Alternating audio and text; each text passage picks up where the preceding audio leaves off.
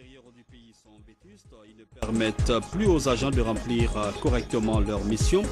Le ministre des Postes et Télécommunications a fait le constat à l'intérieur du pays. Le secrétaire général des affaires religieuses se déplace lui aussi pour évaluer le niveau d'exécution de certains chantiers. Il s'est ainsi rendu à la mosquée de l'aéroport et à celle de Al-Mamia. Voilà, monsieur, encore une fois, bonsoir et bienvenue dans cette édition que nous ouvrons par ce communiqué du bureau de presse de la présidence de la République. Dans le cadre du renforcement des liens d'amitié et de fraternité existants entre la République de Guinée et la République sœur de Côte d'Ivoire, son Excellence le professeur Alpha Condé, chef de l'État, effectuera à compter du 20 mai 2011 une visite de travail et d'amitié à Yamoussoukro, la capitale ivoirienne. Sont conviés à prendre part au cérémonial de départ prévu à 14h30 à l'aéroport international de Conakry-Bessia. Les personnalités ci-après. Monsieur le Premier ministre, chef du gouvernement, Madame la Présidente et les vice-présidents du CNT, Monsieur le Premier Président de la Cour suprême, Mesdames et Messieurs les membres du gouvernement et du cabinet présidentiel, Monsieur le Président du Conseil économique et social, le grand chancelier des ordres nationaux du mérite, Madame la Présidente du CNC, Monsieur le médiateur de la République, le chef d'état-major général des armées, Messieurs les chefs des états-majors particuliers, Messieurs les directeurs généraux de la police et de la douane nationale, Mesdames et Messieurs les membres du corps diplomatique et des organisations internationales, Monsieur le Président par intérim de la CENI, Monsieur le gouverneur de la ville de Conakry. Conakry, le 19 mai 2011, le bureau de presse de la présidence de la République. Les audiences du chef de l'État. Le président de la République a reçu ce matin en audience des investisseurs et responsables de sociétés minières avec les groupes Chanailco et Rio Tinto, deux associés pour l'exploitation des mines du Simandou. Les entretiens ont porté sur les conditions d'une meilleure exploitation de cette mine et ce, dans l'esprit d'un partenariat gagnant-gagnant. Sanassi Keïta, commentaire. Conduits par le directeur général des grands projets, ces investisseurs du groupe Herman Trading Limited ont été reçus par le président de la République pour parler avec lui des possibilités d'investissement dans le domaine de l'énergie. To look at opportunities within the energy sector within Guinea. C'était de discuter avec le président des possibilités d'investissement dans le secteur d'énergie en République de Guinée, notamment ce qui concerne la construction d'une raffinerie de pétrole en République de Guinée. Cet autre groupe d'investisseurs du nom de Dangote Industries Limited est nigérian. Il a été également reçu en audience par le président de la République. Objectif, discuter des opportunités d'investissement dans les domaines de la farine, du sucre et du ciment en Guinée.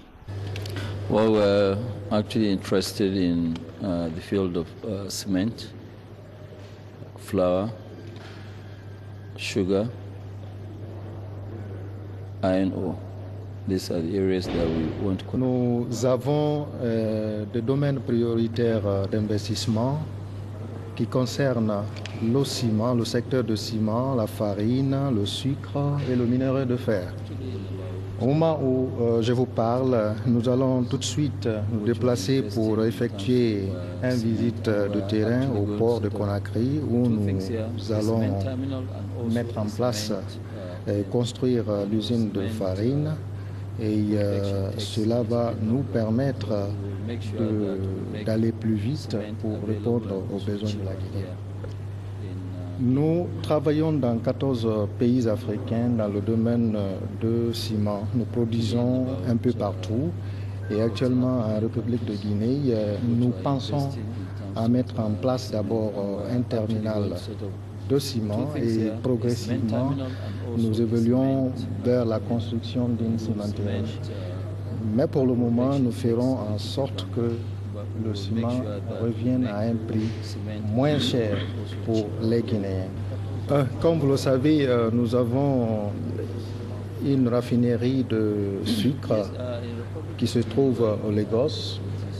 C'est l'une des plus grandes sur le continent africain. Nous essayons pour un premier temps d'importer à partir de cette raffinerie pour rendre la consommation ici en Guinée plus facile. Et puisque c'est un produit de consommation de base, nous allons nous concentrer sur cela pour que les prix puissent descendre davantage et être supportables pour le consommable guinéen. C'est au tour du groupe Chinalco, l'associé de Rio Tinto sur le mont Simandou, d'être reçu par le chef de l'État. Les responsables de ces groupes sont venus exprimer au professeur Alpha Condé leur volonté de s'engager pleinement dans l'exploitation judicieuse des minerais du mont Simandou. L'exploitation de Simandou est un projet extrêmement important parce que ce projet apportera non seulement disons, des apports aux contributions du développement de la société guinéenne et aussi ce projet contribuera à l'amélioration des conditions de vie de la population qui se situe aux environs de ce projet. Et d'ailleurs, avec l'exploitation de ce projet, elle apportera une contribution importante au développement du pays, de la nation guinéenne. Donc alors nous avons, disons, beaucoup d'attentes sur l'avancée de ce projet et nous entendons contribuer de nos propres forces à la performance de cette exploitation. Ensuite, le président de la République, le professeur Alpha Condé, est avec les responsables du groupe Rio Tinto. Tom Albanese, président directeur général de cette compagnie minière, a un objectif bien clair pour l'exploitation du mont Simandou. Thank you. We just had a very good meeting with the president. This was a courtesy visit to express our goodwill and to look forward to working as a partner, a strong partnership with the government. On a eu tout à l'heure une visite de courtoisie, donc c'est une visite spéciale, juste simplement pour dire au président notre bonne foi de travailler en partnership avec la Guinée. Donc demain, en fait, l'objectif initial avec les partenaires de Chinalco, c'est d'essayer de visiter les sages, les villages, les communautés, mais aussi d'essayer d'évaluer les travaux d'ingénierie. Il y a énormément de travaux d'ingénierie, de construction et de sondage qui sont prévus avant même le début de la construction. Le but, c'est l'évaluation rapide de ces travaux-là. Et ceci sera un travail massif d'infrastructure en partnership avec la Guinée, et on voit ça comme la priorité de l'étape imminente. Autre audience du président de la République, c'est celle accordée au vice-président de la compagnie fruitière. Pierre Arnaud et le professeur Alpha Condé ont échangé sur les moyens de relance rapide de la production et de l'exploitation de la banane et d'ananas dans notre pays. L'objectif principal était de voir comment relancer en Guinée la culture de la banane et de l'ananas qui a périclité depuis très longtemps. Il y a des possibilités réelles. La Guinée a été dans le passé un grand producteur et exploitateur de bananes et d'ananas, et nous, entreprises privées, nous pensons qu'il y a des possibilités de relancer cette culture en Guinée. Alors je ne peux pas aujourd'hui, où nous en sommes, faire des promesses et dire ça y est, nous allons faire, c'est décidé. Il faut encore continuer nos investigations. Nous avons déjà visité une région, nous allons en visiter d'autres. Nous devons examiner également les questions routières et portuaires, mais nous sommes en train de travailler et je pense que d'ici quelques mois, je serai en mesure de dire au président ce que nous allons faire et j'espère que nous ferons des choses importantes pour que la Guinée redevienne un producteur et exportateur de bananes et d'ananas importants. Voilà donc l'ambition du professeur Alpha Condé pour les populations guinéennes.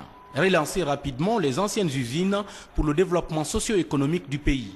Un signal fort pour créer de l'emploi et améliorer la croissance. Le volet recette du budget 2011 adopté hier en séance plénière par les membres du CNT. Le montant global de ce budget est évalué à plus de 6 milliards de francs guinéens contre un peu plus de 4 milliards en 2010. Les débats qui ont précédé cette adoption ont recommandé des efforts pour le recouvrement optimal des recettes non fiscales. François Lamont. Sur les 6 milliards de recettes globales du budget 2011 adopté hier par le Conseil national de la transition en séance plénière, l'accent est mis sur les recettes intérieures propres. Ces recettes sont plafonnées à plus de 5 milliards de francs guinéens contre plus de 4 milliards en 2010. Quant aux recettes extérieures, elles sont projetées à plus d'1 milliard contre plus de 280 millions de francs guinéens en 2010. Pour optimiser ces recettes du budget 2011, 12 départements générateurs de recettes non fiscales ont été identifiés. Entre autres, le ministère des Postes et Télécommunications, le ministère des Transports, le ministère des Affaires étrangères, le ministère de la Défense et de la Sécurité, le ministère de la Pêche, le ministère de la Culture et celui de la Justice, pour ne citer que cela. Des débats en séance plénière ont permis la formulation des recommandations à l'attention de l'exécutif. Les commissions recommandent une forte implication des ministères en charge des finances et du budget dans le système de recouvrement des recettes non fiscales, notamment par la mise en œuvre des mesures de réforme institutionnelle, d'identification, de mobilisation et de sécurisation des recettes provenant de l'exploitation des biens mobiliers et immobilier de l'État. Préciser que le fonds de garantie soit ouvert pour le compte de la Chambre de commerce qui en assure la gestion. Article 40. Rehausser éventuellement la RPA pour les sociétés minières. Article 41. Verser la redevance informatique issue des recettes de la douane au Trésor, article 42. Déjà que l'État a réussi à identifier ces sources de recettes, nous ne pouvons que l'encourager et lui demander d'aller de l'avant et lui dire que l'une des mesures qui puisse lui permettre d'aller de l'avant, c'est effectivement, tel qu'il le préconise, c'est de procéder à des réformes institutionnelles. Le ministre délégué au budget et le gouverneur de la Banque centrale de la République de Guinée se sont réjouis de leur côté de l'objectivité et de la pertinence avec lesquelles les membres du CNT ont voté à l'unanimité le volet recettes du budget 2011. Nous sommes très heureux de constater que le document a été examiné sans démagogie et avec rigueur. Et heureusement, aujourd'hui, les conseillers nationaux se sont réunis pour adopter dans son volet recettes le projet de loi de finances pour 2011. Les poches qu'ils ont identifiées en ce qui concerne les recettes fiscales, tout ceci montre que les conseillers nationaux ont accordé une grande importance au projet de loi de finances initial qui leur est soumis. Les travaux se poursuivent sur la partie dépenses dans les commissions où les départements se relaient pour défendre le volet dépenses de leur budget sectoriel. Le ministre des Postes et Télécommunications a effectué récemment une tournée qu'il a conduite dans certaines préfectures. Le ministre Oyegui Lavogui a pu constater l'état de délabrement poussé des établissements postaux, des services pour lesquels il n'est créé finalement aucun moyen qui puisse leur permettre d'atteindre les objectifs. Commentaire de Safiatou Kondé. L'Office des postes guinéennes à l'intérieur du pays se porte mal. Ces bâtiments, qui représentent aujourd'hui des bureaux de la poste dans les différentes préfectures de la Guinée, se trouvent dans un état délabré. Ces bâtiments datant de l'époque coloniale n'ont pas connu de rénovation, à plus forte raison le maintien des archives. À Farana, par exemple, le directeur préfectoral de la poste n'a pour bureau que cette table et quelques chemises classées par endroit. Pas de téléphone, pas d'ordinateur, encore moins les consommables de première nécessité. Les toits en lambeaux où poussent ces herbes prouvent à suffisance l'état de dégradation de cette maison. Cet autre bâtiment qui, depuis 1935, a été construit par les colons, était la direction générale qui, aujourd'hui, se trouve habitée par une famille. Bref, les postes dans les différentes préfectures ne fonctionnent plus. À cet effet, le département en charge des offices de poste guinéennes s'est rendu sur le terrain pour évaluer les besoins afin d'apporter des solutions. Le bâtiment a été ravagé au mois de septembre 2010. C'était le 15 septembre. Au mois de décembre, le 27, je me suis déplacé avec le devis. Je suis parti le trouver à Conakry. Ça fait plus de 6 mois maintenant. Après ma mutation, j'ai constaté qu'il n'y avait pas de document de travail au bureau. J'ai fait la commande. Et aussi, à leur niveau, ils ont relancé la commande dans les différentes imprimeries. Ceci corrobore parfaitement avec l'esprit de la philosophie qui soutient que pour une poste forte et prospère, Il faut des infrastructures postales modernes, adaptées aux exigences des normes de travail et d'hygiène acceptables et nécessaires pour une exploitation commerciale efficiente. Ces bâtiments ont bien évidemment besoin de revêtement des murs, de la modernisation de l'ensemble des meubles, du remplacement des plafonds, bref, de la maçonnerie, de la menuiserie ainsi que de la peinture. Tout un défi qui attend Oye Guilavogui et ses cadres. Mon département vous rassure qu'il mettra tout en œuvre pour accompagner l'OPG dans la mobilisation des ressources financières à leur réalisation. J'exhorte tous les travailleurs des secteurs des postes, des télécommunications, des nouvelles technologies de l'information à plus de rigueur dans la gestion des deniers publics pour une meilleure répartition des richesses nationales du pays. Il importe de rappeler qu'un projet de réhabilitation des établissements postaux a été initié depuis 2009. En priorité, la rénovation des 4 bureaux principaux situés au niveau des sièges des 4 régions naturelles. Le ministre de la Jeunesse et de l'Emploi, lui aussi, était à l'intérieur du pays, mais cette fois vers le nord-ouest. Une tournée qui a donc conduit Sanusi Bantama So vers Boké, Télémélé et Tougué. À chacune de ces étapes, il a livré le message de paix et d'unité du chef de l'État. Le commentaire de Séni Lama. Les jeunes constituent l'avenir de la nation. Une jeunesse consciente et responsable, c'est l'une des garanties du développement dans un pays. Voilà pourquoi le ministre de la Jeunesse et de l'Emploi jeune a jugé de l'utilité de ce périple à travers la Basse-Côte et le Fouta pour aller à la rencontre des jeunes de ces différentes localités, précisément de Boké, de Télémélé et de Tougué. Partout, Sanusi Bantama So a offert du matériel au centre d'écoute, de conseil et d'orientation des jeunes, SECOJ, des associations de jeunes qui œuvrent dans la sensibilisation des jeunes pour un comportement sain et responsable en matière de sexualité. Sur le terrain, nous sensibilisons d'abord nos pères, nos amis, de se méfier, de ne pas fumer, de ne pas boire, d'utiliser le préservatif et nos parents de ne pas faire l'excision. D'habitude, il y avait trop de grossesses non désirées et le taux de pourcentage s'est réduit. Ces dons sont obtenus grâce au partenariat du Fonds des Nations Unies pour la population, l'UNFPA, dans le cadre du projet Santé de la reproduction. Après plus de 2 heures de route tortueuse pour une distance de 135 km, voilà Télémélé, l'une des préfectures les plus enclavées de la Guinée. Ici, un ministre de la Jeunesse n'est venu depuis 1987. Les structures socio-éducatives sont presque inexistantes. La ville, vidée de ses bras valides à cause de l'exode rural massif. Même situation à Tougué, où l'accès n'est pas du tout facile. Rien pour maintenir les jeunes sur place. Ici, on ne se souvient même pas à quand remonte la dernière visite d'un ministre en charge de la jeunesse. Cela dénote à quel point la jeunesse a été délaissée ces 2 dernières décennies. Sanusi Bantama So entend rectifier le tir. Il a exhorté les jeunes à une prise de conscience et à des comportements responsables, condition de leur implication dans la gestion du pays.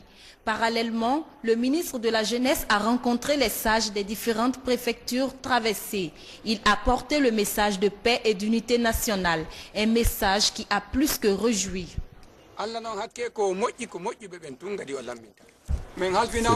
Dieu sait que le président est bon et ce sont des bonnes personnes qui nous a envoyés ici. Nous nous remettons aux autorités ainsi que nos enfants et nous leur assurons notre soutien à les accompagner. Au terme de sa tournée, Sanusi Bantama So qualifie sa visite de réussite car elle lui a permis de toucher du doigt les réalités du pays profond et aussi d'échanger avec la jeunesse à la base. Les élections législatives, on en parle de plus en plus. Le ministre de l'Administration du Territoire et de la Décentralisation multiplie les rencontres et échanges pour donner à cette consultation toute la crédibilité attendue. Reçue dans la rubrique l'invité de la rédaction, la directrice adjointe de l'administration électorale a donné quelques explications. Je vous propose un extrait de cet entretien. Madame du fichier électoral, qui détient aujourd'hui le fichier électoral? C'est une question très importante et très pertinente. Est-ce que c'est la CENI, l'administration du territoire ou le Officiellement, le département a fait des démarches. Oui. Le site central se trouve au niveau de notre département. Oui. Le code d'accès n'y est pas, donc nous n'avons pas la clé pour avoir accès. Qui détient ce code d'accès? Selon les informations, après tumulte information, on a été rendre visite à l'Union européenne, au PNUD et tous. La CENI même dit qu'il ne détient pas le code d'accès. Finalement, c'est SAGEM, hein, les informations qu'on a eues, c'est SAGEM qui détient la clé, le code d'accès du site par rapport au fichier. Donc aujourd'hui, l'État guinéen ne peut pas accéder à ce fichier. Et qu'est-ce qu'il faut? Mais pour une question de souveraineté d'abord, il faut quand même qu'on revienne sur cette histoire un peu de la SAGEM Security. Aujourd'hui, SAGEM n'existe plus, hein. SAGEM a été racheté par un groupe Safran. Oui. Et je pense que avec tout ce qu'ils ont eu comme difficulté partout où ils sont passés, il faut quand même signifier que SAGEM est un vendeur d'équipements. SAGEM devrait travailler avec un opérateur local compétent ayant de l'expérience dans le recensement. Et je pense que tout a été raté. Et même le PNUD qui a fait passer le marché, SAGEM n'a jamais communiqué en Guinée sur ce qu'ils faisaient, comment ils ont travaillé, ils n'ont jamais communiqué. S'ils ont communiqué, ils ont communiqué peut-être auprès du PNUD, au fait qui était le contrat, qui a signé le contrat avec eux. Mais jusqu'à nos jours, je ne sais pourquoi, mais l'État guinéen n'a jamais eu la copie de ce contrat qui le lie, au fait, qui lie PNUD à SAGEM. Mais pour une question de souveraineté nationale, c'est l'Union européenne qui a financé le recensement en Guinée. Ce fichier appartient à l'État guinéen.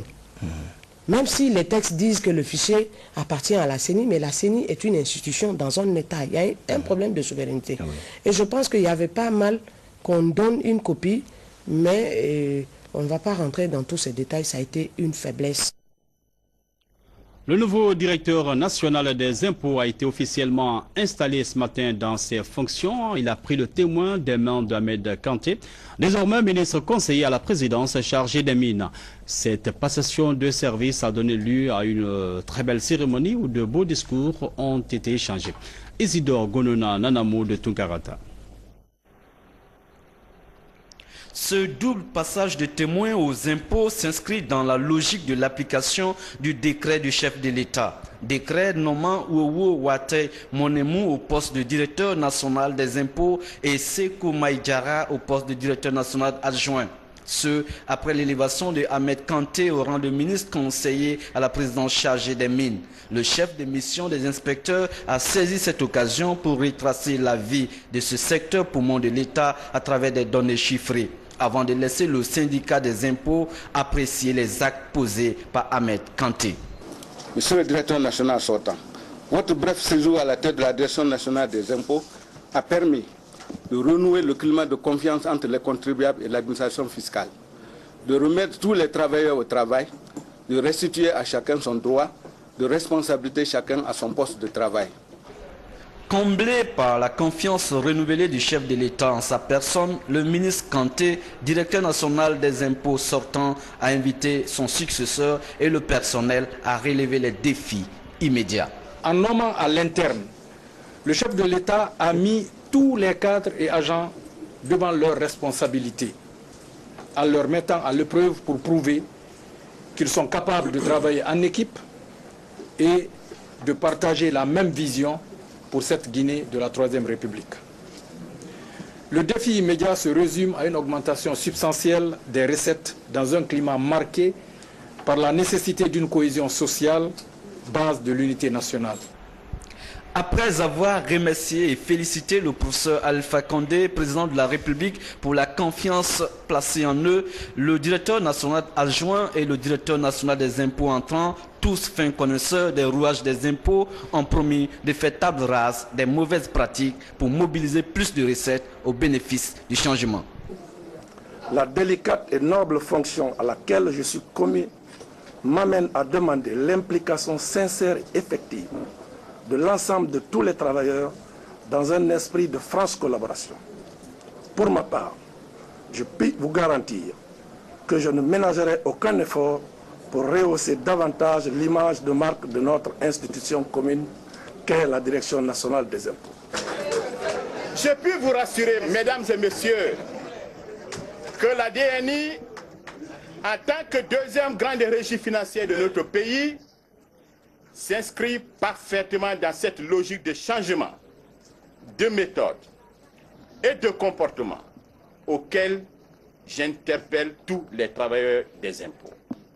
Je mettrai particulièrement l'accent sur la compétence, la discipline, le respect de la hiérarchie, la loyauté et la promotion de l'égalité de chance entre hommes et femmes.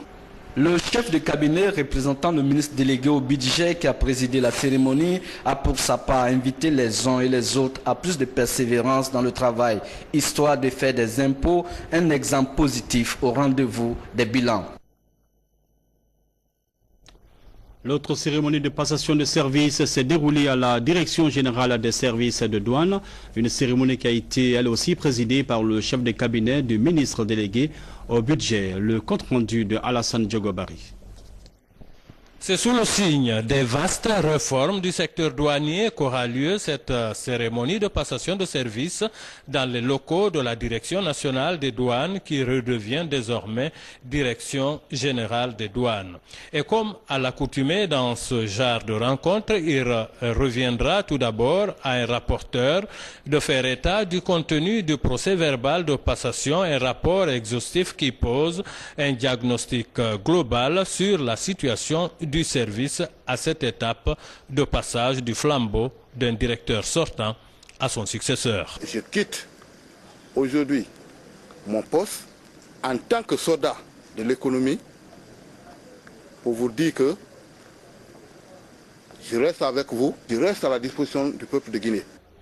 Tout en remerciant l'ensemble des personnes qui l'ont soutenu durant sa carrière, le nouveau directeur général a pris la parole pour d'abord remercier Dieu, le Tout-Puissant, ensuite ses parents ainsi que le président Alpha Condé et le Premier ministre grâce auquel cette nouvelle responsabilité lui a été confiée. Ce, avant d'en appeler à la disponibilité et le dévouement de tous ses collaborateurs pour la réussite de leur mission commune. En prenant nos fonctions de directeur général des douanes, nous avons parfaitement conscience des nombreux défis à relever pour mener les douanes guinéennes vers le renouveau tant attendu. C'est là tout l'enjeu du changement qualitatif prôné par le président de la République, le professeur Alpha Condé, chef de l'État.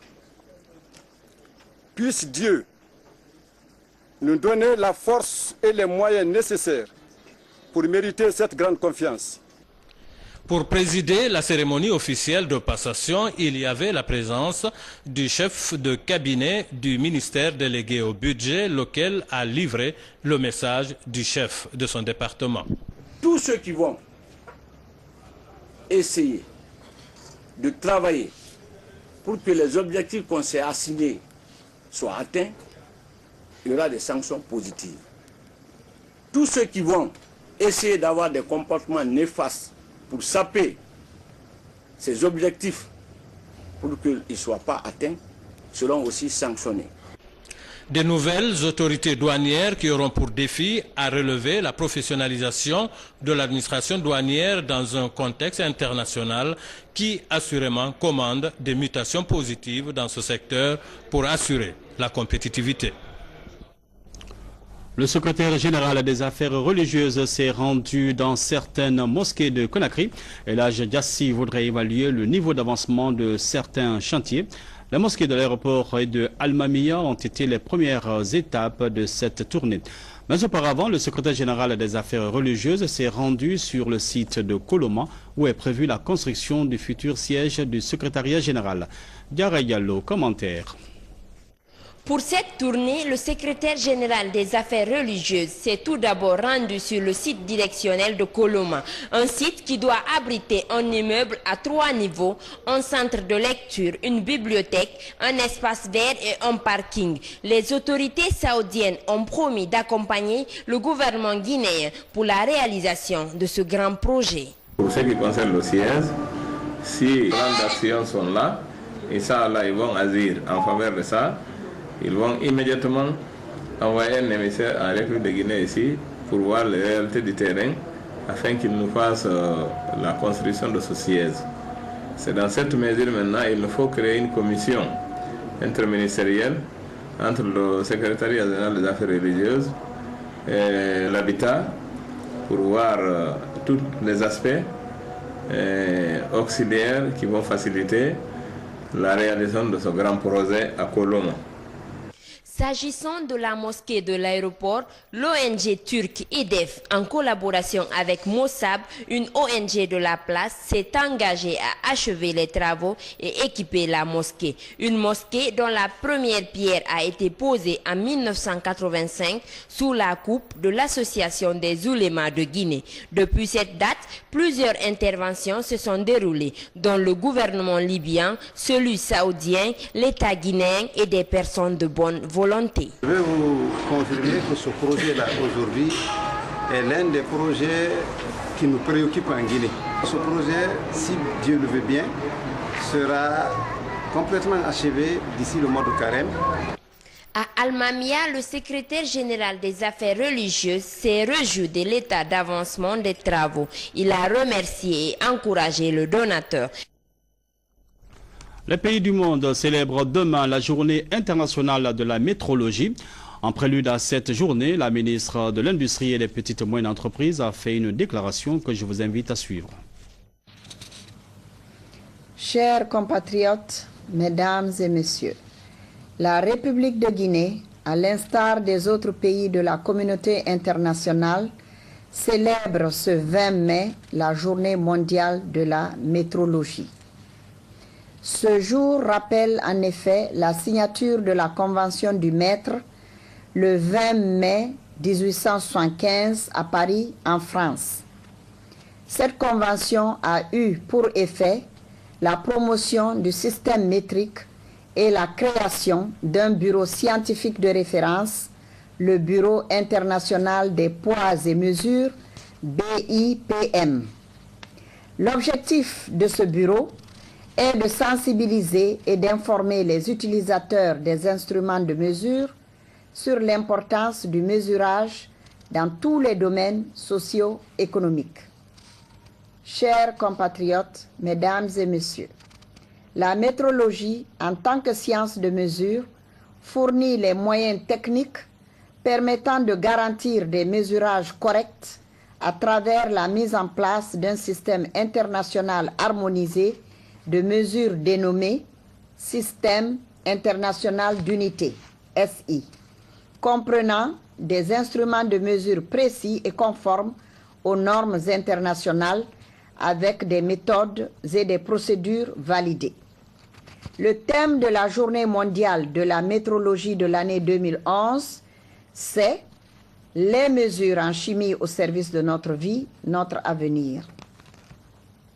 Les mesures en chimie sont largement utilisées dans la plupart des secteurs socio-économiques. L'exactitude de ces mesures favorise la protection de la santé, de l'environnement et des intérêts économiques. La défectuosité d'un appareil de mesure utilisé dans le domaine des sciences et de la technologie peut avoir des conséquences très néfastes pour le monde scientifique en général et pour les industriels et les consommateurs en particulier. Par exemple, dans une industrie pharmaceutique, les mauvais mesurages des substances entrant dans la composition des médicaments entraînent de faux dosages, causant ainsi de graves problèmes de santé pour les consommateurs. En Guinée, la problématique du mesurage en général et celle des mesures en chimie en particulier se pose avec acuité malgré l'existence de l'Institut guinéen de normalisation et de métrologie. Cette problématique se caractérise notamment par les pratiques déloyales dans les transactions commerciales, entraînant ainsi la faiblesse du pouvoir d'achat du consommateur et la dégradation de la situation économique du pays. Aussi, on constate que dans les universités, laboratoires, centres de recherche, entreprises industrielles et dans le secteur de la santé, l'usage d'instruments de mesure fiables et précis est précaire à cause de la faiblesse des moyens financiers des usagers concernés. Ce phénomène s'explique d'une part par la vétusté des instruments de mesure utilisés et d'autre part par la volonté manifeste des utilisateurs d'instruments de mesure à persévérer dans des attitudes contraires aux bonnes pratiques. L'application du thème « Les mesures en chimie au service de notre vie, notre avenir » repose fondamentalement sur la fiabilité des instruments de mesure utilisés à cet effet. Mesdames et messieurs, pour permettre à notre pays d'intégrer le concert des nations, j'engage l'Institut guinéen de normalisation et de métrologie à explorer les stratégies nécessaires pour assurer la fiabilité des moyens de mesurage par le renforcement de ses capacités d'intervention. Dans cette optique, je voudrais vous rassurer de l'engagement du gouvernement de son Excellence le professeur Alpha Condé, président de la République, à soutenir les efforts concourant à la mise en place d'une infrastructure qualité au service des opérateurs économiques et des consommateurs. Vive la coopération internationale, je vous remercie. La mesure en chimie au service de notre vie. C'est la fin de cette édition, mesdames, messieurs. Retenez que le chef de l'État, le professeur Alpha Condé, effectue à partir de demain une visite d'amitié en Côte d'Ivoire. Voilà. Merci de votre obligeante attention. Bonsoir et à demain, Inch'Allah.